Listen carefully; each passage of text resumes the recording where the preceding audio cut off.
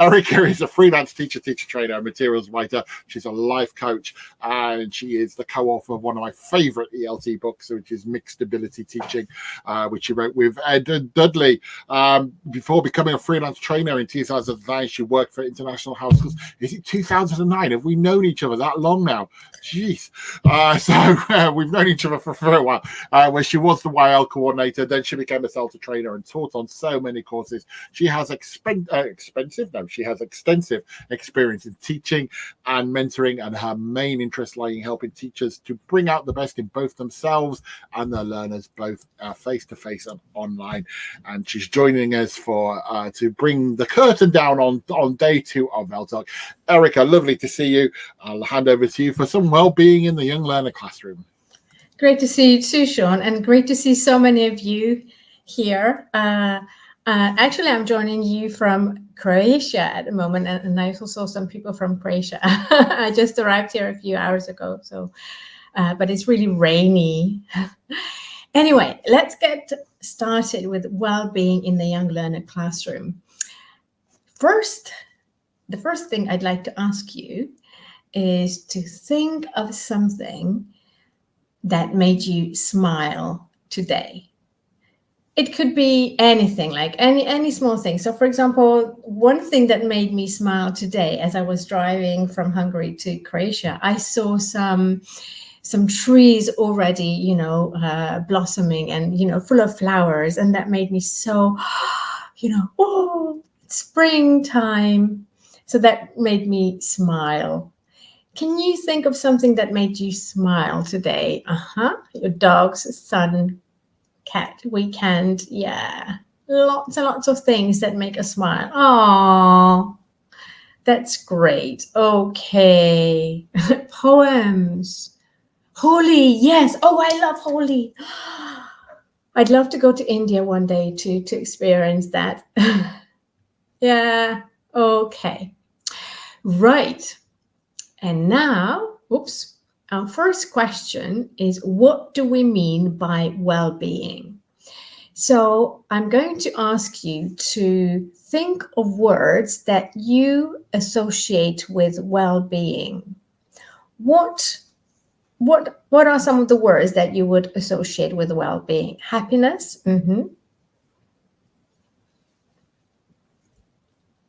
Positivity? Yeah. Okay. Relaxation, feeling good, warmth, mental health, harmony. Oh, yeah. Safety, comfort, peace, positive thoughts, balance. Wow, lots of great ideas here. So the term well-being, has been around for some time now, especially that you've probably also noticed in your context, in your teaching context, that there's an alarming increase in the number of children who have mental issues.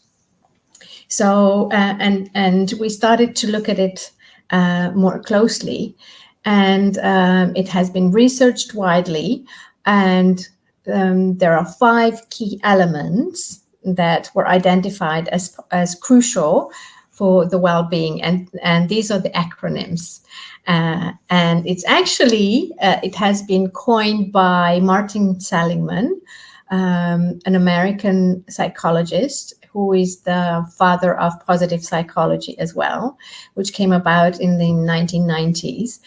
And he coined this, and he called it PERMA, but I changed actually 2 of the letters, and I called it Prema, because also, funnily enough, in Sanskrit, it means ultimate bliss, happiness, is the words that most of you put in the chat box. So let's see what this means.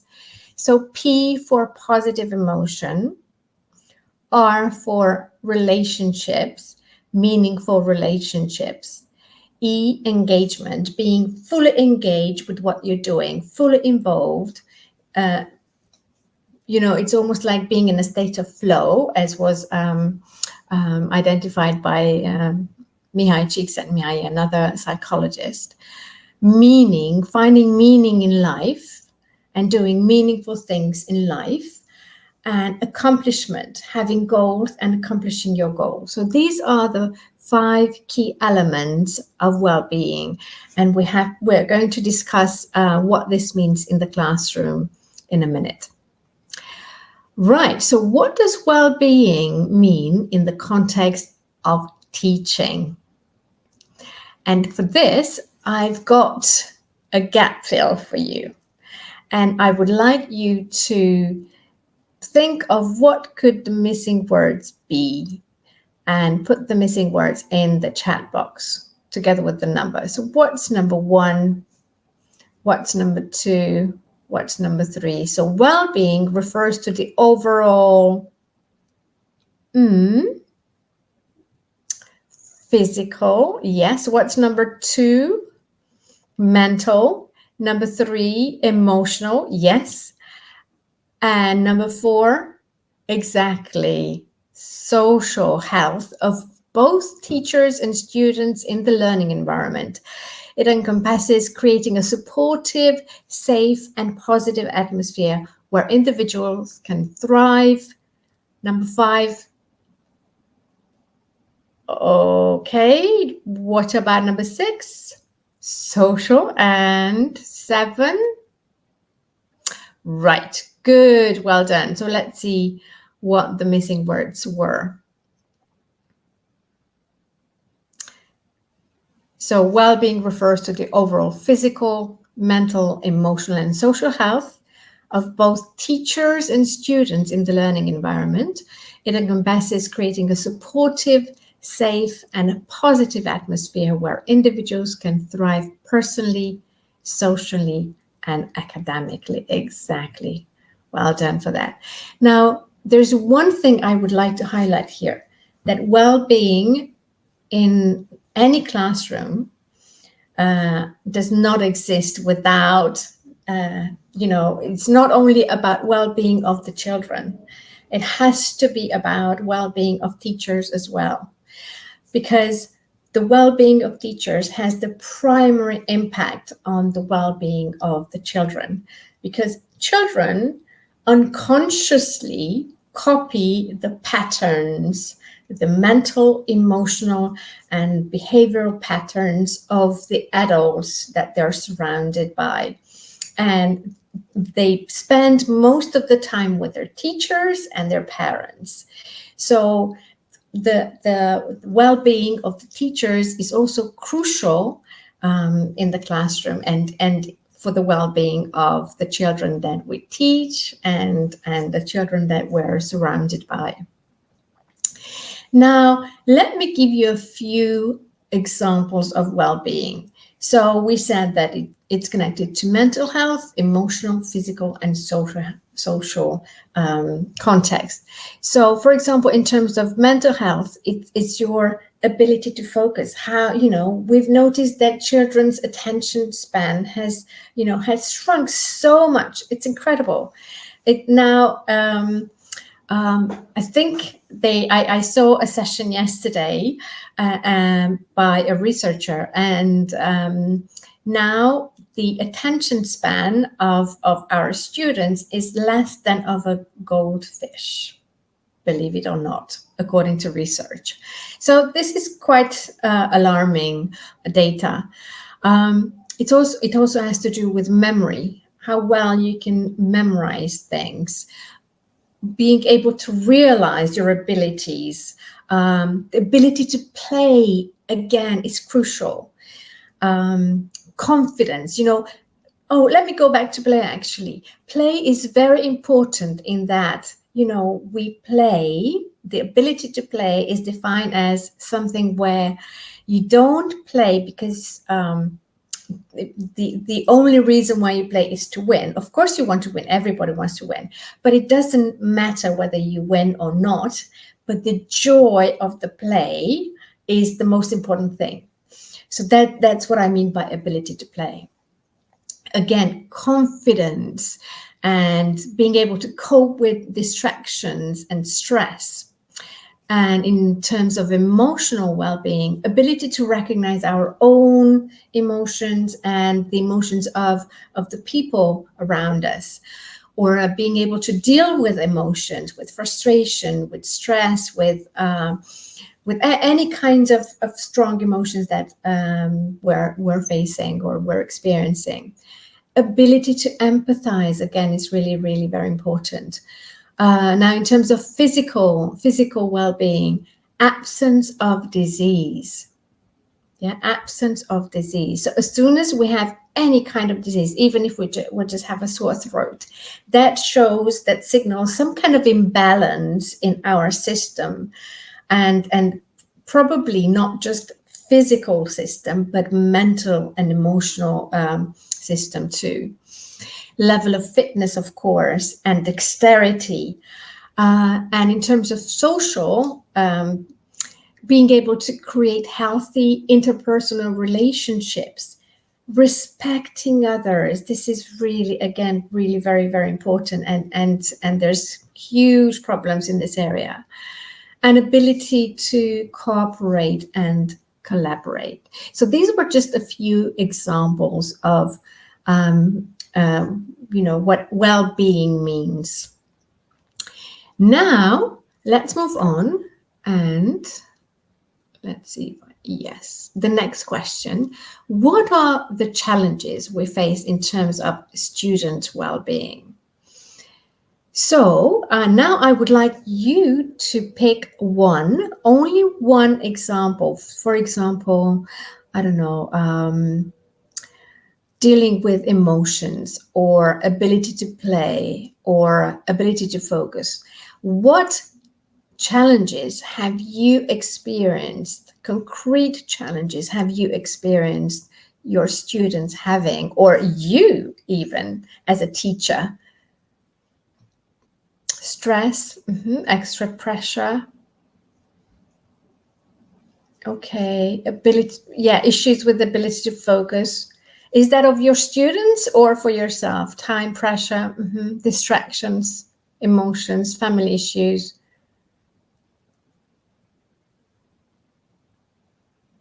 Lack of concentration, feeling inferior, burnout. Lots and lots of, we all experience these things. Including myself.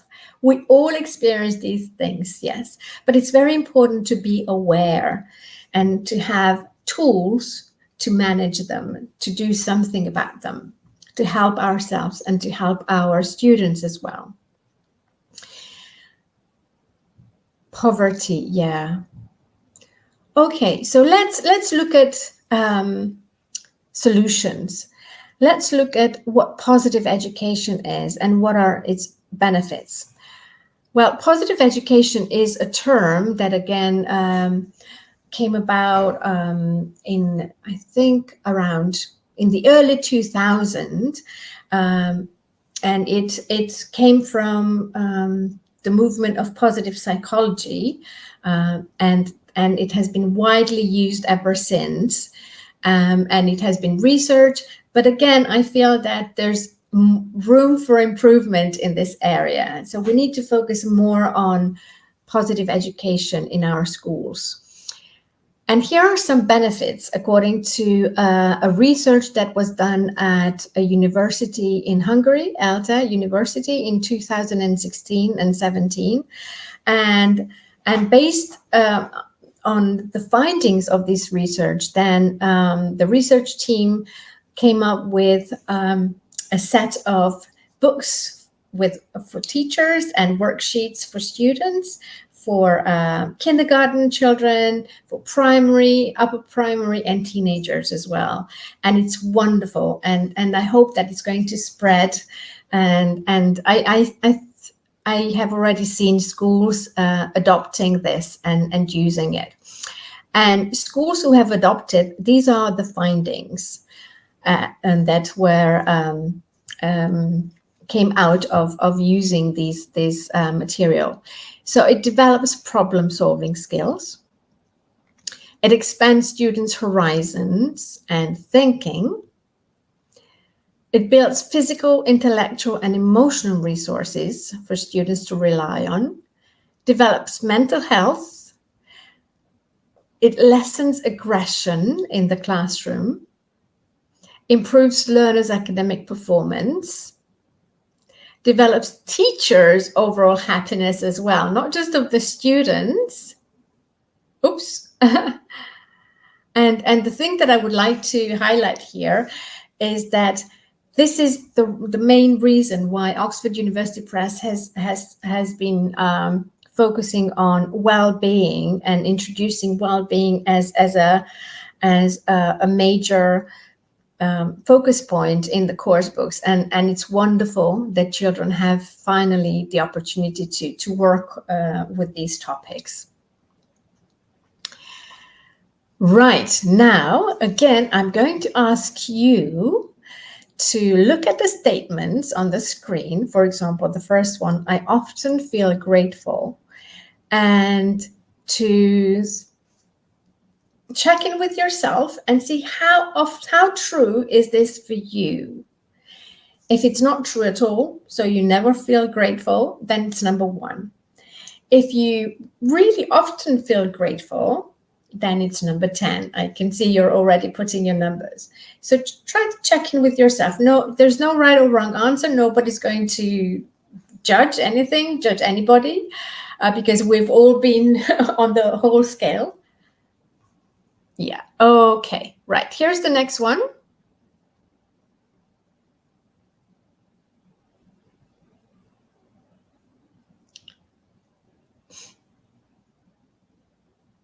I'm trying to move the slide here. It's taking some time.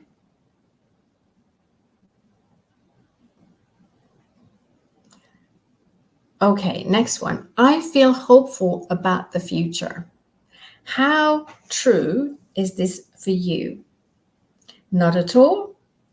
From number 1, not at all, or 10, very much so.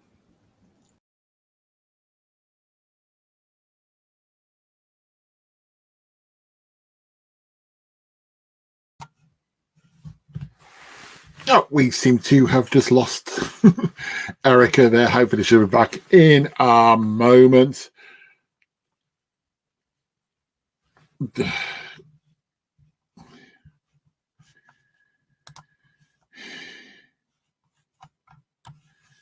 Oh.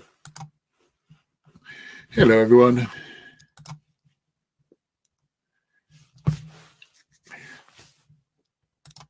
I just a bit quick. There's a lot going on. Radrani, can you hear me? I think Erika is in the room but stuck in the room. We might need to get rid of her and bring her back in. Hi, everyone. You've not heard enough from me today. So Erika's definitely lost her connection and is stuck, but I can't remove her. Oh, there we go. So hopefully she'll be back in a moment. Okay, we'll see where she is. I'm glad to see people are voting while she has gone, and then we'll hopefully she'll come in a moment, and we'll get her back. I can see lots of votes going into the box. So keep doing that while she's coming back.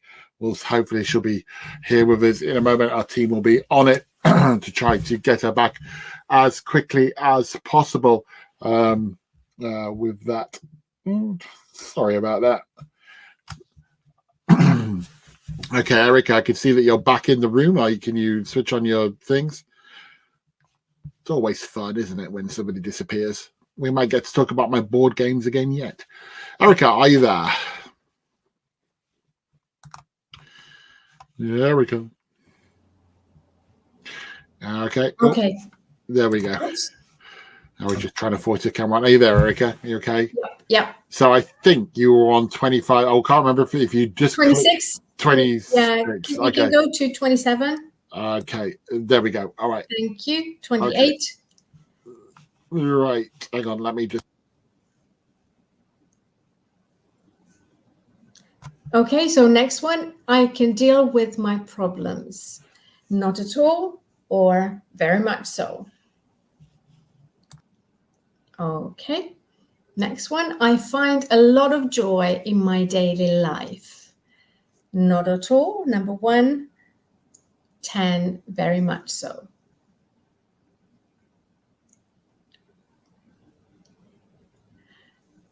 And the next one, I am not resentful.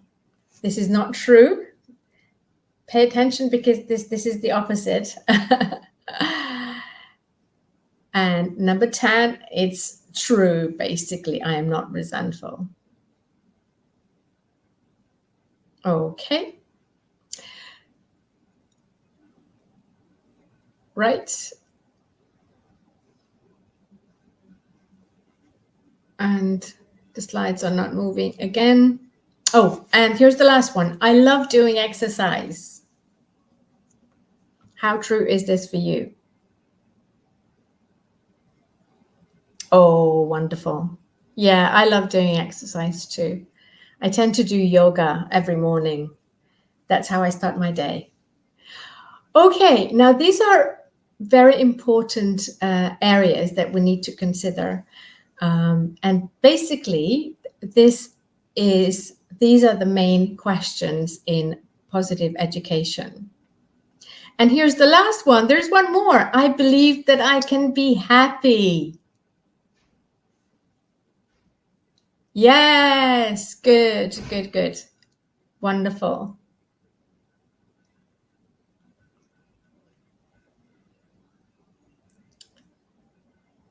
Okay, so now let's move on to some practical ideas here in terms of positive education and what this means in the classroom. So basically, these are the 10 main elements of positive education. We need to practice gratitude, practicing optimism, having and developing positive relationships, good deeds, commitment towards a goal, practicing resilience, finding joy every day in your life. Forgiveness is also very important, physical exercise, and mindfulness meditations. So these are the main areas that have been identified as a crucial part of well-being. And as there's so many of them, we'll only have time to focus on the first 4, I'm afraid. So let's get going. Well, the first thing you can do with children is reading out these statements to them. And you can either ask them to write down a number, as you did, but if they find this difficult, and in order to, again, practice that, for example, doing some exercise or moving around, being offering them more space to stand up and move physically, you can get them to walk a cline, like a true false cline in the classroom, along the classroom. So one end of the classroom is true, the other end of the classroom is false, and you get children to stand according to how true they find one of the statements to them for themselves. And the main idea here is not for you to judge them at all. Yeah, so we're not judging here, but it's just making children aware of what they believe of themselves. How well, for example, can they deal with problems, or how often they feel gratitude, or how much do they actually believe that they can be happy, or how, what kind of joy do they find in their life. Okay, so let's get going to the first one, practicing gratitude. Did you know that gratitude is an expression of recognition? And it also means to find good in bad. So whenever something bad happens to us, that also, it means that we're learning something. It teaches us something. It also means thanking someone in our life. And it's also appreciation of what we have already. Sometimes we don't even know how much we already have. And it's also looking at things in a different way. So these are the main things that we need to make ourselves aware of and children aware of as well. And then there's practical activities that we can use to make children aware of these things. Did you also know that gratitude neutralizes envy, greed, hostility, worry? Yeah, that's one of my biggest issues, worry. I have 2 daughters, so I worry too much. And also grievance. It neutralizes the feeling of gratitude. Right, so here's an activity I often do with kids. So let me ask you to imagine, it's morning, yeah? And what would you miss if you didn't have this thing in the morning? So what is it that you would miss if you didn't have it? The sun, cup of coffee, shower, breakfast, family, yeah. Cup of coffee, yeah, a lot of us put coffee. A hug, oh, that's so nice. Now, what about the afternoon? What would you miss if you didn't have it in the afternoon? Yoga, family, again, a hug. These are simple things that we just take for granted, but actually we have these things. Isn't that wonderful that we can get a cup of coffee, thanking God, rest, computer, lots of nice things. What about the evening? What would you miss if you didn't have in the evening?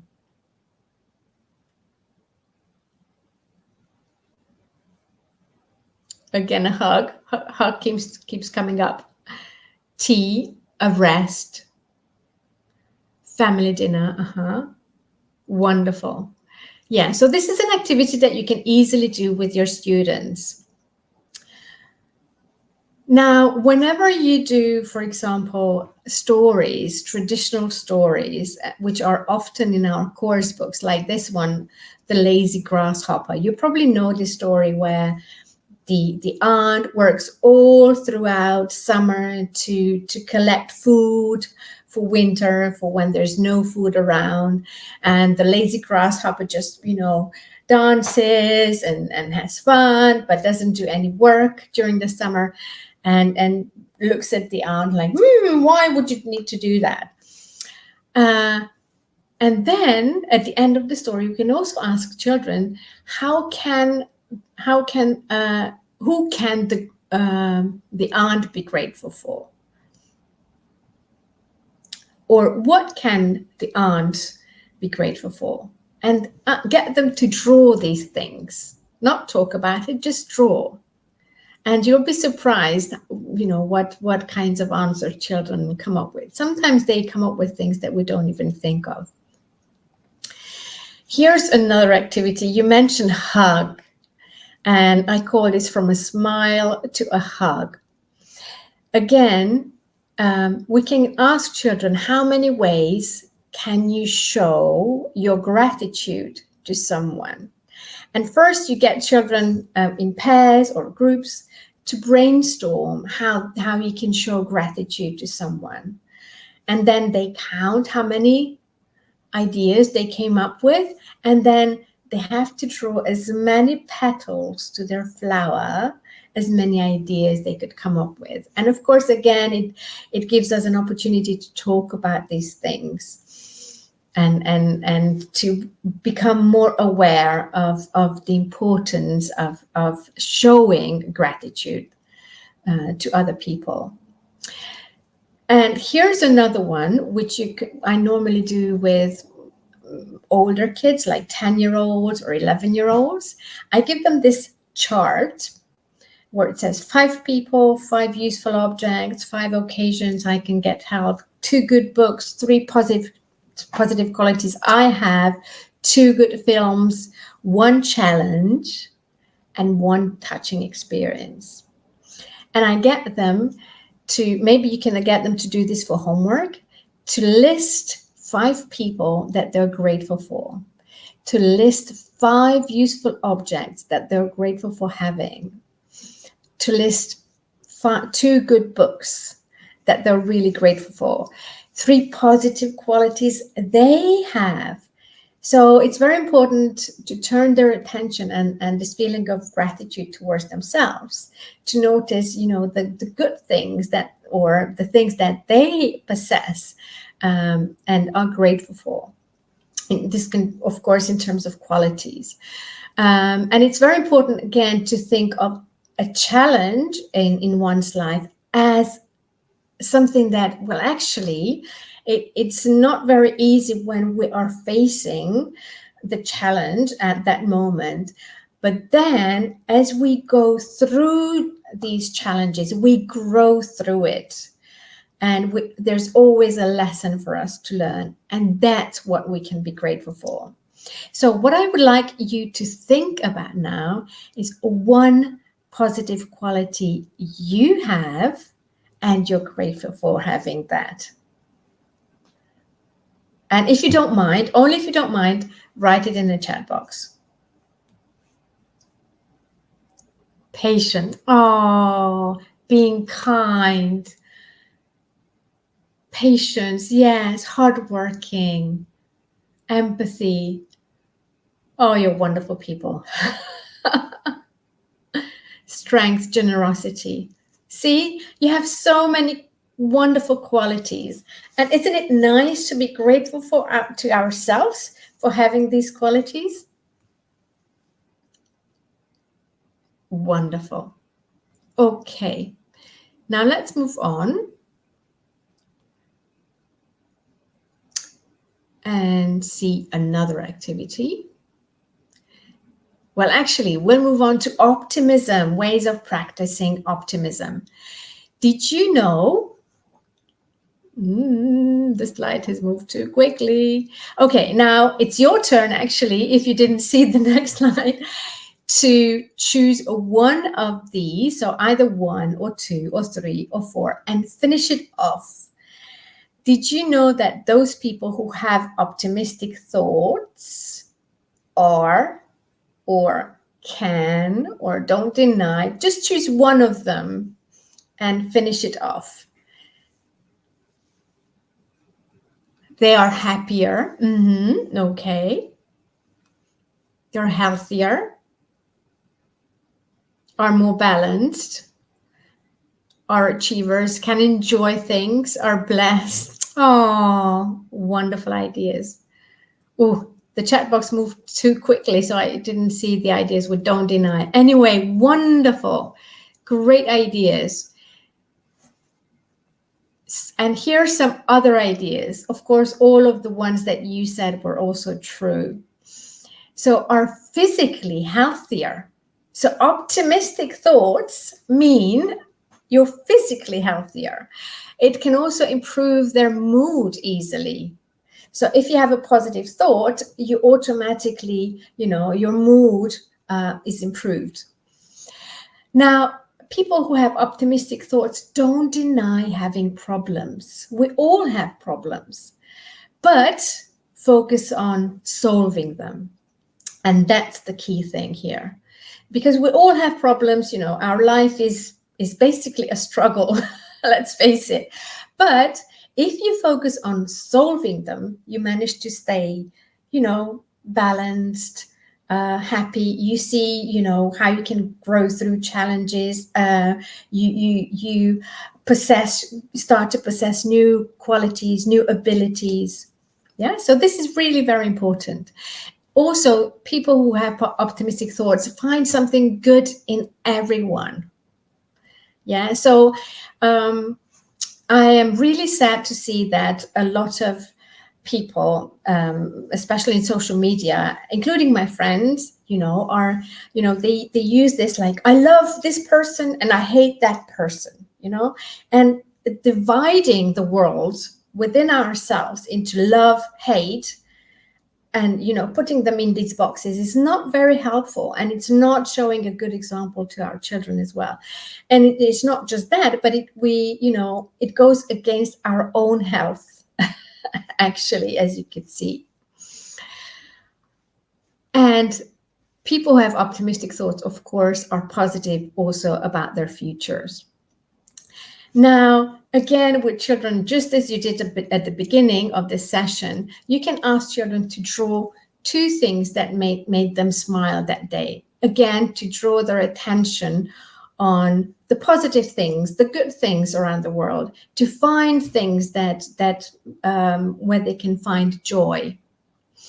And it's also very important to teach them how to see different perspectives and how to find the good in bad, or how to change viewpoints. And this is something that maybe we also need to learn. I certainly had to learn this new type of thinking. So basically, whenever we face a challenge, there's a situation which is not easy. Based on that situation, we tend to start to have a thought, a belief as a result of what happened to us. And then after the thought comes the emotion that will link to the thought, which is going to then result in a particular behavior. So let's look at an example. So, for example, a child sees that everyone is playing with Tom. And then as a result, they may think, nobody likes me. And then, of course, they immediately feel sad. As a result, the action, their behavior is going to be sitting alone in break time. Yeah. So just noticing these patterns and how this works. We need to notice these as a teacher. We need to notice our behaviors, how we get into this cycle as well, and to notice the behavior of the children, and then making children aware of how they can change the viewpoint. For example, of course, I can see everyone is playing with Tom. What's the other viewpoint? Oh, he must be good fun. And then immediately after this thought, the emotion is, or the feeling is of curiosity. I wonder what's he doing, and how what's the fun thing? And then, let me join him. Yeah. So it's a completely different viewpoint. And actually it's the same happening. It's the same event, but changing the viewpoint changes your thoughts, as a result, your emotions, and as a result, your behavior. So we need to train children to do this. So for example, you can give them situations like this. My dad, this is what they see. My dad is late for their match. Yeah. And of course, then the thought is, he doesn't care about me. And then immediately the emotion is anger, right? And then the next thing the child would do to ignore him on the way home, just sulking, right? So then you can ask children, okay, so can you think of another thought as a result? So what would you put as teachers now to number 1? What thought could result from this? My dad is late for my match. What thought could result? Yeah, exactly. He had to work late. He's hardworking. My dad is hardworking. So if my dad is hardworking, immediately the emotion is pride, right? Oh, my dad is hardworking, so I'm really proud. He must be, in heavy traffic. Oh, poor dad. How can I, what can I do? Maybe I can give him a call or something. No, I can't in the middle of my match. Yes, see? So we need to train children to see, how to change their thoughts, how the thoughts come up as a result of an event in our life. But we can change that if we become aware of our pattern. So that's why this type of activity is really very useful, not just for our kids, but also for ourselves as well. I found it really useful when I discovered this technique. Right, and let's move on to positive relationships. Did you know that those who have positive relationships are happier? As you said at the beginning of the session, they find support more easily. So if they need support, they can ask for it, and they usually they get it. And they're physically healthier as well. And according to research, they live longer. So having positive relationships is very important. Now, this is what I normally ask children to do as well. I tell them, oh, now we'll solve a puzzle. They have to decode the most needed sentence in the world. So, what do you think is the most needed sentence in the world? Use the code key to decode the most needed sentence and type it in the chat box. Yay, yes, I can see that. Yes, it's I love you. I love you. You know, how often do we think of saying it, but we don't say it? We just, it's my thought. But it's not enough to just think this. It's very important that we express it. We say it and we express it somehow. And here's another very important sentence. What is it? Can you decode it? Can you decode this second sentence? Yes, exactly. I understand you. Yeah. So then it's very important for children to see how can we develop positive relationships, and what can we say in the different situations to develop these positive relationships. So, for example, if you see that somebody is sad, what can you tell them?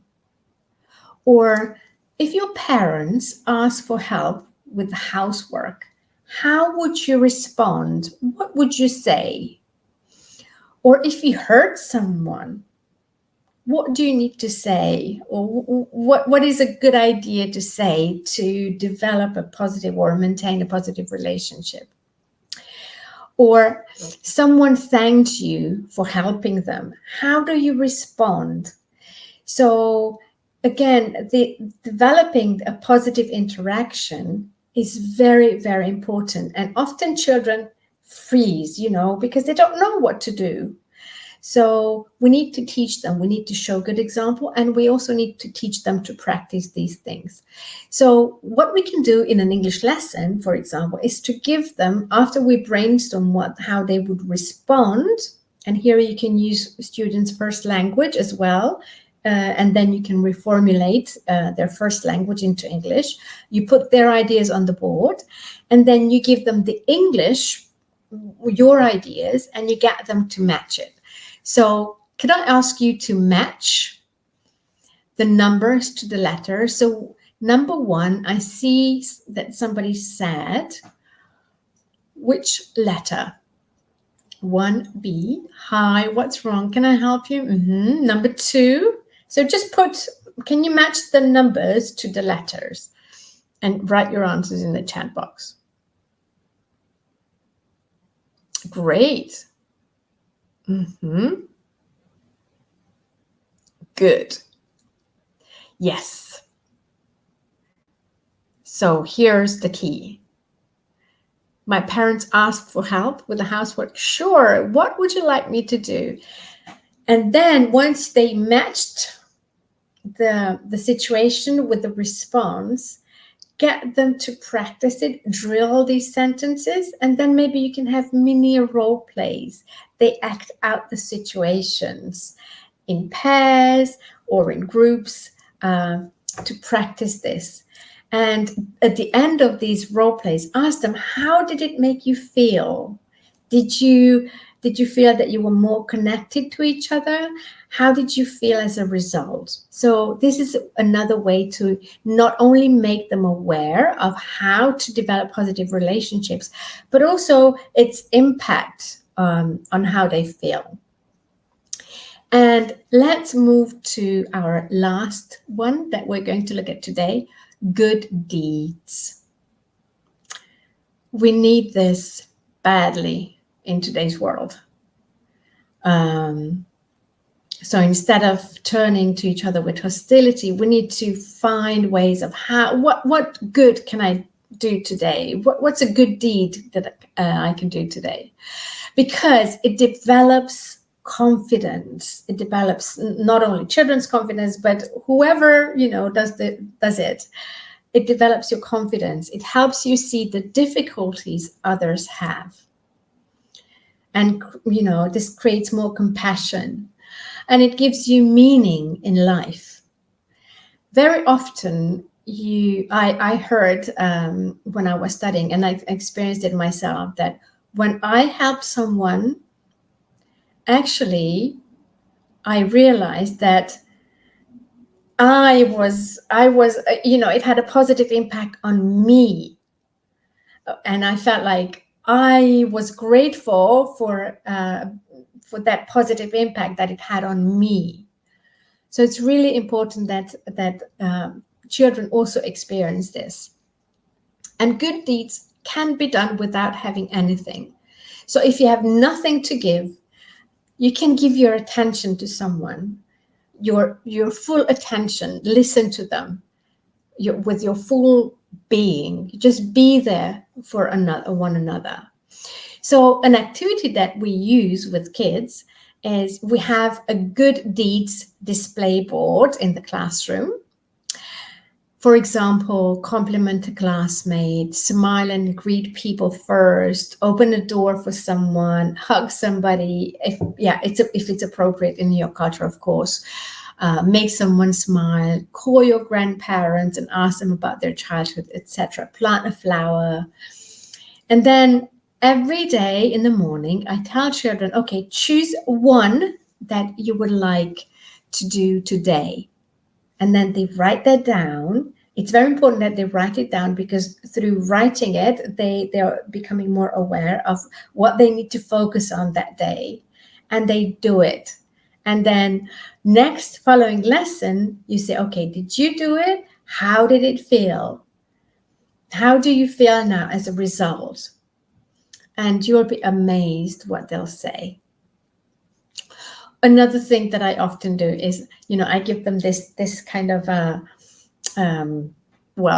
sketch of a person, and I get them to draw what you need for a good deed.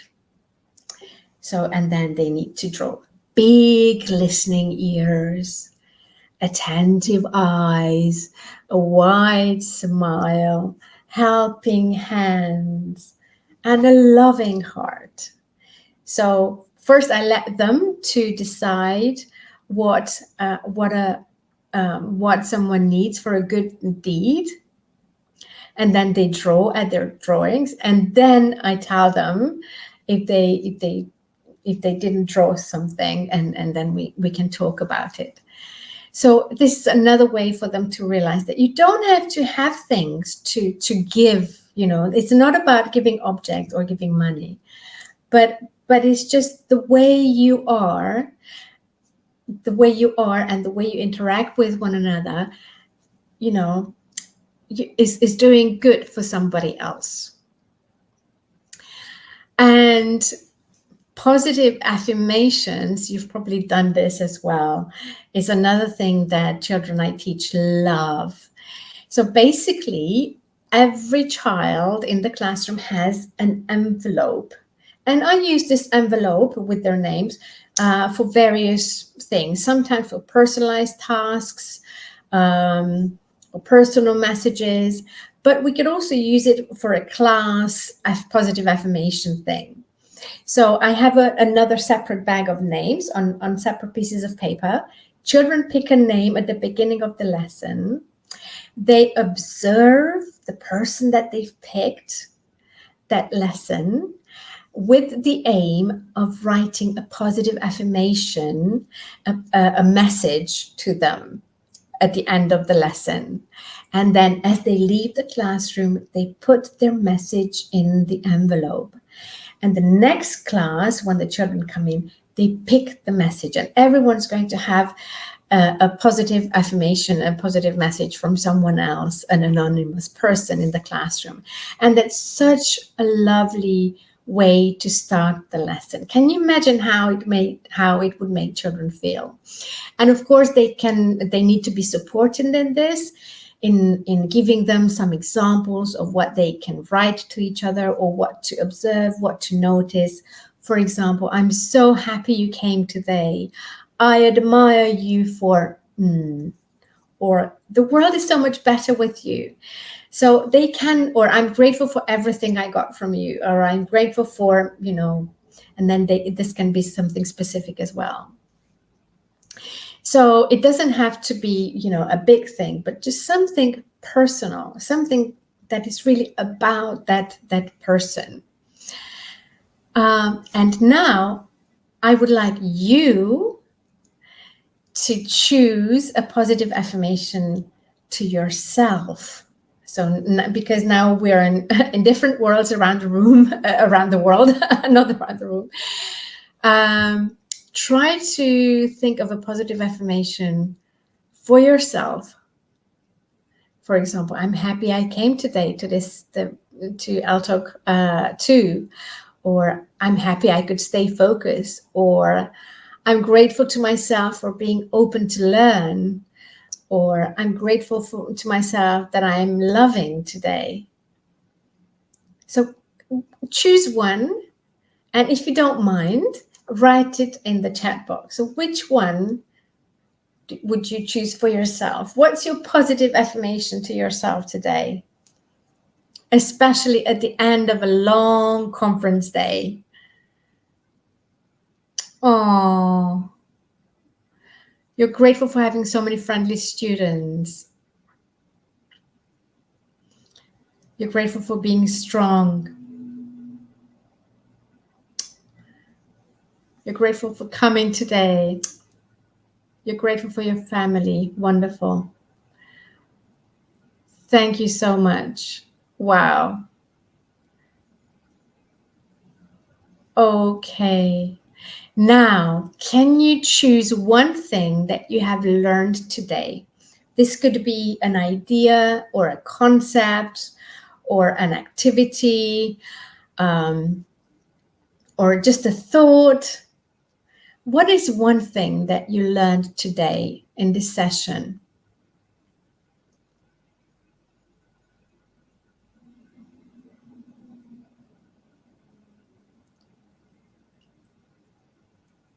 Wonderful. Okay. Now, what is one thing you, as a teacher or as a person, would like to practice to improve your own well-being? Not just to have a positive impact on the well-being of the children around you, that's another thing, but just for your own well-being. Which of the things, or maybe just one thing, practicing gratitude? Yeah, to be more patient, be more open-minded and helpful. Yeah. Okay, and now what is one thing you will definitely try out with your students? One activity maybe? Can you think of an activity from the session that you would like to try out with your students?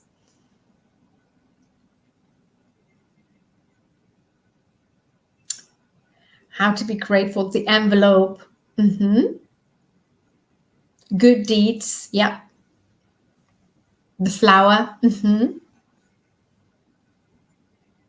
The envelope, gratitude envelope. Wonderful.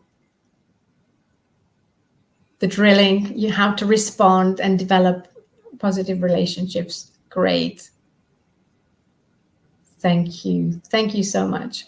Now, as a mental health consultant, I'm also developing now my own website, and I'm also writing some courses. Let me go back to this slide.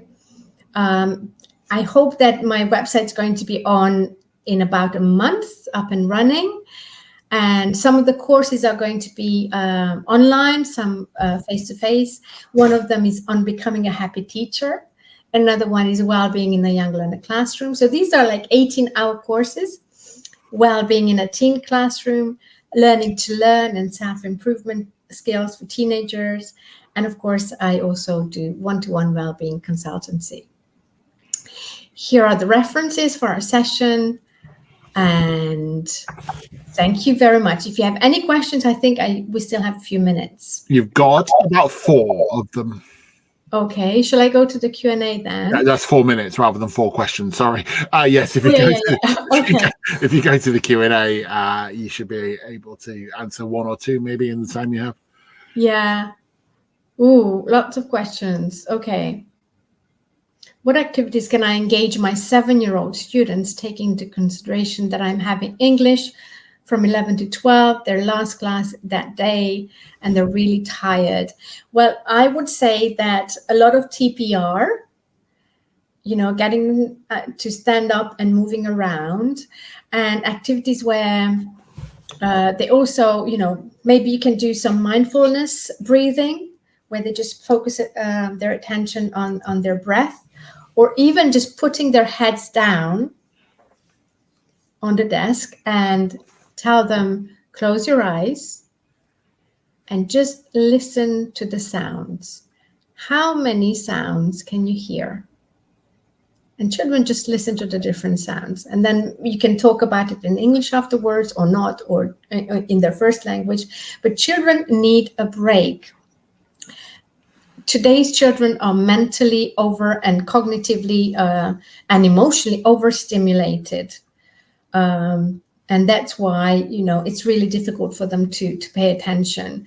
So because today's children are a lot more sensitive emotionally, and at the same time, there's a lot of things that they are that overstimulate their mental abilities, mental capacities, and emotionally as well. So it's very difficult for them to deal with that.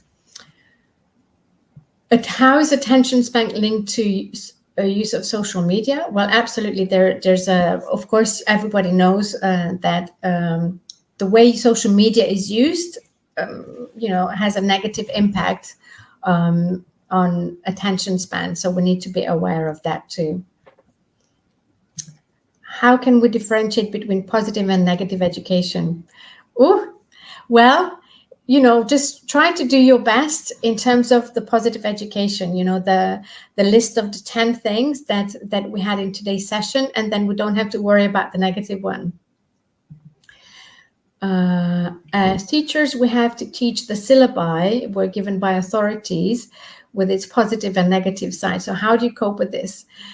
Well, of course, it's really difficult to balance, between what you're required to do.